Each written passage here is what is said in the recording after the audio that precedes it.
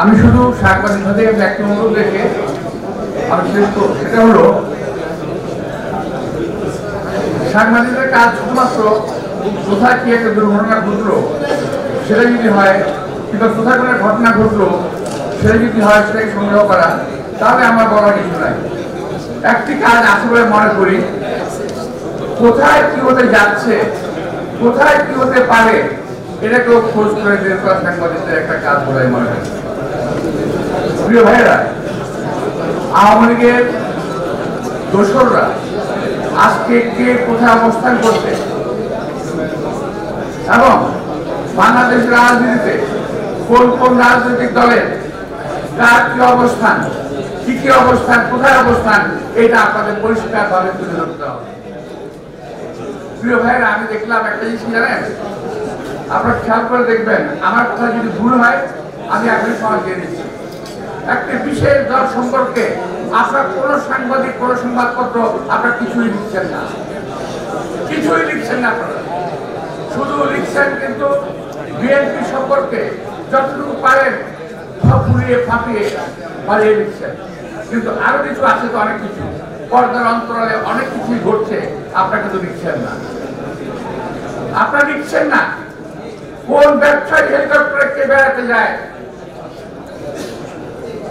কোন ব্যবসায়ী কাকে কত টাকা দেয়, কোন ব্যবসায়ীকে আজকে আমাদের অনেক রাজনৈতিক দল পৃষ্ঠপোষকতা দিয়ে বাঁচিয়ে রেখেছে, যাদের নামে হত্যা মামলা থাকার পরেও একটি নয়, এই ঘটনার পরেও অনেক ঘটনা রয়ে গেছে। জুলাই আগস্ট ছাড়াও হত্যার ঘটনায় জড়িত এমন অনেক ব্যবসায়ী মহা জড়িত আছে, তাদের বিরুদ্ধে আপনারা কিছু লিখছেন না। ভাই, আমি আপনাদের সমালোচনা করছি না, আমি আপনাদের চোখে আঙুল দিয়ে দেখিয়ে দিতে চাই যে আপনারা কোথায় কোথায় ভুল করছেন।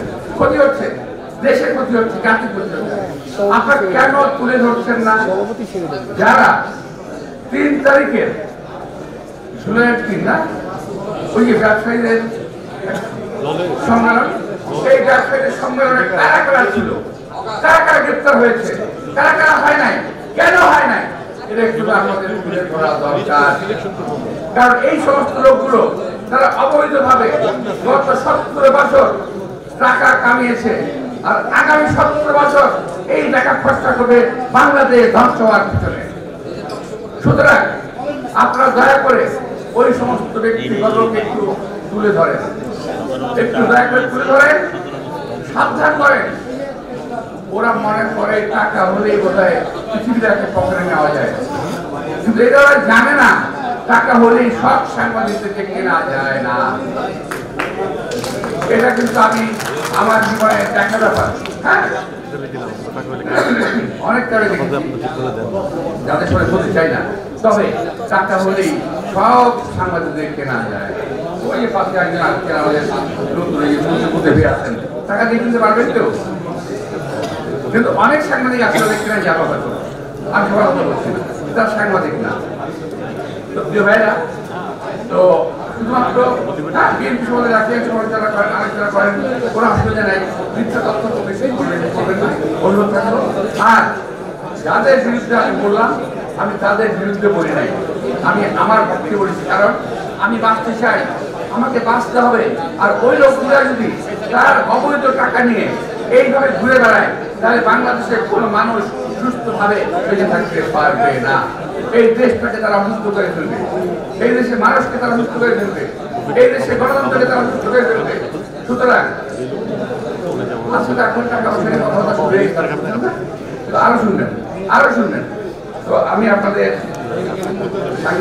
সাংবাদিক ভাবে বলবো, শুধু ব্যবসায়ী না, আপনার সচিবালয় খোঁজ নেন আওয়ামী দোসররা কিভাবে সেখানে মানে মৌরসী মাত্রা নিয়ে বসে আসতে পারে। আওয়ামী দোসররা আজকে অবস্থান নিয়েছে সচিবালয়, থানা পরিষদ, ইউনিয়ন পরিষদ, সমস্ত জায়গাতে অবস্থান নিয়েছে। সুতরাং আপনাদের উচিত হবে ওই সমস্ত খবরগুলো সংগ্রহ করে দেশে এবং জাতিকে বাঁচানোর জন্য এই খবরগুলো সংগ্রহ করে এবং মানুষের সামনে তুলে ধরা।